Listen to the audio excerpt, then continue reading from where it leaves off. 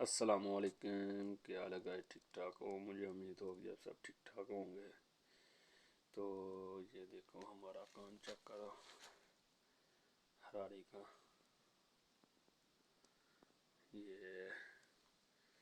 ये वाल इधर से फोन आएगा, ये से फोन का पॉइंट है, ये शावर का, ये सीट का क्लॉथ है, ये गसाला है, ये सहान का, ऊपर सहान लगेगा, बाहर एक मक्सला आएगा।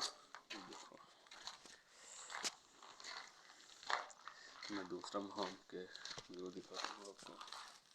ये बाहर मक्सला, तो ये शावर का पॉइंट है, ये महबज है, ये सीट है, ये सिफोन का, इधर एक मशीन आएगा, मशीन का पॉइंट है, ये ऊपर सहान का। दूसरा मैं चेक कराता हूँ। जी जी सर, एक मिनट।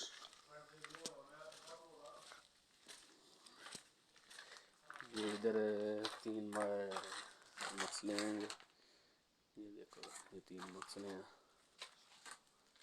ये सहान का, इधर शावर का, सॉरी इधर से फोन का पॉइंट है, इधर से फोन लगना है, ये सीट है, इधर दुश है, ये महबज है। आगे भी एक हमाम रहता है, दो मतबह रहते हैं।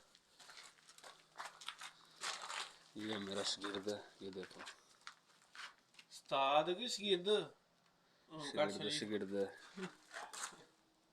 ये मेरा शागिर्द है, तो इसको मैं काम सिखा रहा हूँ।